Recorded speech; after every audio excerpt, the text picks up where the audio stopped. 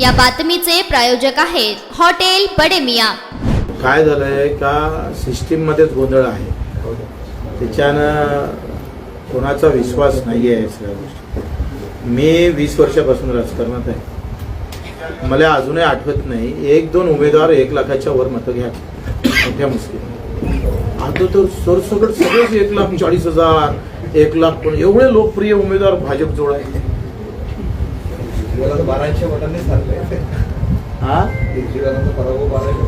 आता game factor असेल काहीतरी, मग एवढं सगळं संभ्रम जर असेल मशीनचं कसं आहे, आता बीजेपीनं हा खूप चांगला, बीजेपीनं मोदीजीनं म्हटलं होतं का ईव्हीएम मशीन रद्द करा, त्यांचीच मागणी। आता ते त्याच्यावर विश्वास ठेवतात, म्हणजे तुम्ही मशीन चालवता ते चांगली आहे आणि काँग्रेस चालवत होती तेव्हा ते बेकार होतं। केवढा दुपटीपणा आहे। ही जी संभ्रम निर्माण व्हायला प्रत्येक जणाला त्याच्यावरती डाऊट, या बाबतीत विरोधकांकडून अपेक्षित असं आंदोलन म्हणा किंवा वातावरण तापणं किंवा मला वाटते लोकभावना आहे। काय झालं आता राजकारणामध्ये, काँग्रेस असू दे का भाजपा असू दे, धर्म आधारित राजकारण आहे। धर्म हे सुरक्षा कवच आहे पक्षाचं, काँग्रेसचं असू दे का भाजपचं असू दे, आणि त्या कवच खाली काही केलं तर चालतं आणि काही जात फॅक्टर आणि धर्म फॅक्टर हा अंदागोंदी माजवतो आणि त्याचं हे व्यवस्थित उदाहरण आहे। तुम्ही पहा का धार्मिकतेच्या नावावर काही खपून घेतलं जातं। भाजप काँग्रेस सारखंच आहे आणि मग त्या राजकारणामध्ये हक्काची लढाई थांबतं आणि म्हणून लोकांना काय वाटतं, जाऊ दे, त्या धर्मातल्या लोकांमध्ये जी उग्रता यायला पाहिजे, धर्म राजनीतीमुळे ते येत नाही। पुढं काय व्हायला पाहिजे? मला वाटते एकतर मी जे मागणी केली ते व्हीव्हीपॅट हाती भेटले पाहिजे, ते जर झालं नाही तर नागरिकांना ह्या इव्हीएम मशीन फोडल्या पाहिजे, मतदानाच्या दिवशी फोडून टाकल्या पाहिजे। मतदान करायचंच नाही, फोडून टाकायचं सगळं, एक मशीन फोडून टाकायचं। अच्छा, आंदोलनातला तोडगा काय निघाला शेवटी? आंदोलनामध्ये आमचं प्रतिकात्मक आंदोलन होतं। एका दिव्यांगाच्या 2 लाखाचे 10 लाख वसूल केलं जातं, म्हणजे न्याय व्यवस्था सगळी संपली आहे। कलेक्टर सारखा IAS ऑफिसर 2 लाख 2.5 लाख रुपये महिना घेणारा माणूस, तो त्या कमिटीचा अध्यक्ष असतं बँकिंगच्या, त्याचं लक्ष राहत नाही। दुपटीपेक्षा जास्त वसूल करता येत। 10 लाखाची नोटीस कशी गेली? हा मोठं आश्चर्य आहे आणि आम्हाला या आंदोलनातून दाखवायचं होतं की पिंडदान हे मुक्तीसाठी, आत्ममुक्तीसाठी केलं जातं। दिव्यांगाला मुक्त केलं पाहिजे कर्जबोजातून, दिव्यांगासाठी वेगळे धोरण आणले पाहिजे, मानधन वाढवलं पाहिजे। बाकी राज्यामध्ये 4-4 हजार रुपये मानधन आहे, 5,000 रुपये मानधन आहे, इथं दिव्यांग मंत्रालय असून सुद्धा फक्त 1,500 रुपयेच मानधन आहे। असं का? आणि 4-4 महिने वेतन का, पगार का, मानधन का भेटत नाही? अजितदादांना म्हटलं होतं का 5 तारखेच्या आत जर मानधन भेटलं नाही तर विधानसभेत दिलेलं त्यांचं आश्वासन आहे, आम्ही वित्त सचिवाचं वेतन रोखन। वित्त सचिवाचं वेतन रोखलं गेलं नाही आणि मानधनही 5 तारखेच्या आत भेटलं।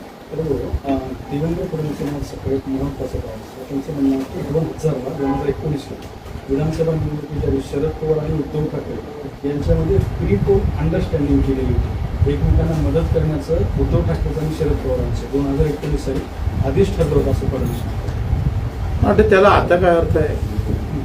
त्याला आता त्यांनी एवढ्या वेळेनंतर म्हणजे ते काय म्हणते ते, म्हणजे त्याचं झाडही गेलं, झाडाची मुळंही गेली, मुळीखालची मातीही गेली आणि आता ते काळाचं कारण काय मला माहिती नाही।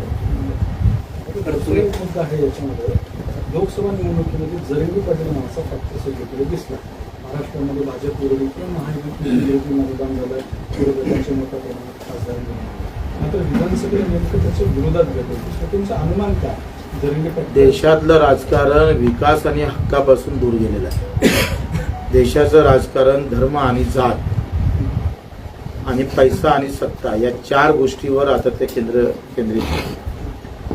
धर्माच्या नावानं जेवढे मतं पडले सगळेच पक्ष, जेवढे मतं धर्माच्या नावानं फोडता येईल तेवढे फोडायचे, झेंड्याच्या रंगावर फोडायचे.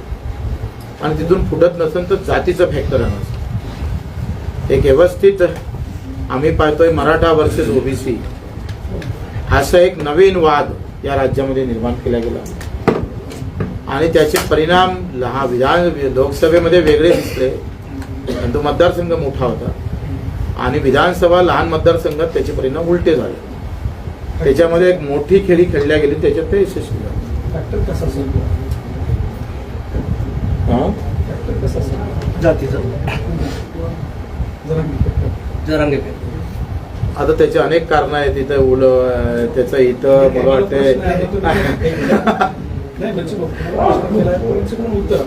नाही मला असं वाटतंय का जरांगे फॅक्टर मध्ये काही चुका त्याच्यात झालेल्या आहेत.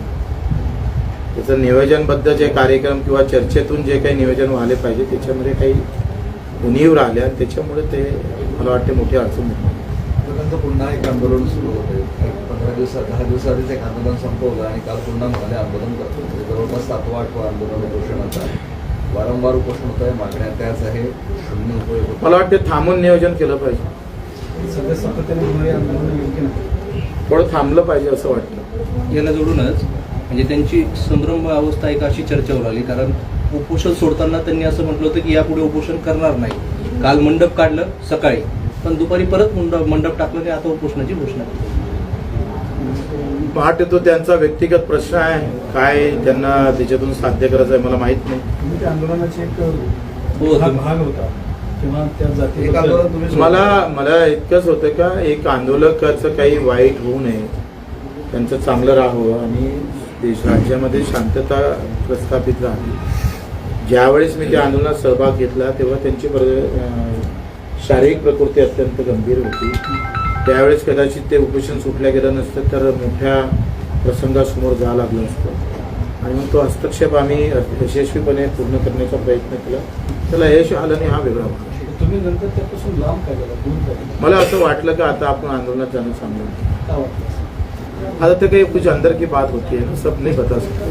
आता थांबण्याची गरज वाटते अंदर की बात होती. त्यांनी थांबण्याची गरज वाटते तुम्हाला? हा काही दिवस आंदोलन थांबवलं पाहिजे असं वाटतं?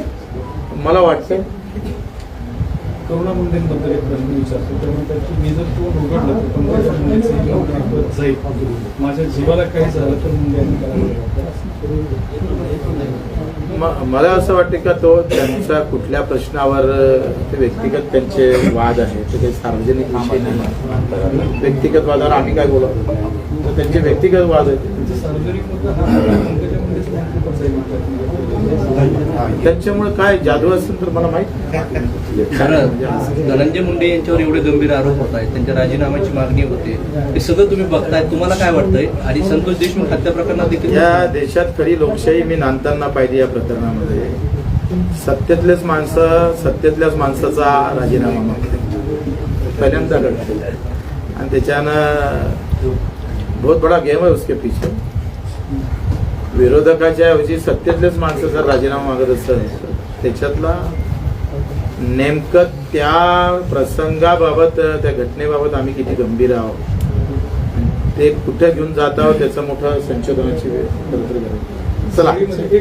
परळीमध्ये व्यापाऱ्यांना दम दिला जातो की तुम्ही निघून जा.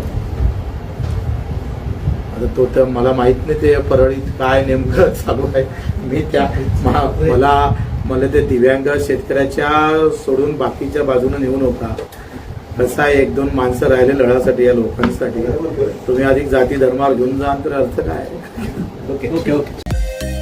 मटन, चिकन आणि बीफ साठी प्रसिद्ध असलेलं सोलापूर शहरातील विजापूर वेस्ट येथील प्रसिद्ध हॉटेल बडेमिया.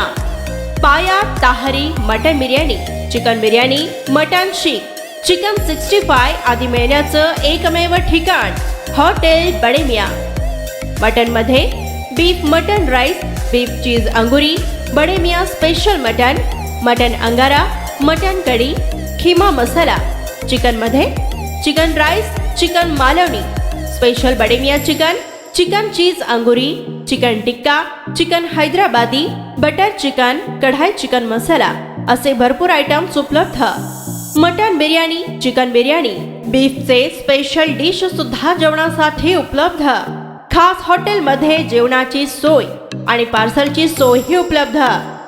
स्वस्त आणि मस्त जेवण मिळण्याचं विजापूर वेस्ट येथील एकमेव ठिकाण हॉटेल बडे मियां. आमचा पत्ता हॉटेल बडे मियां, विजापूर वेस्ट, सोलापूर.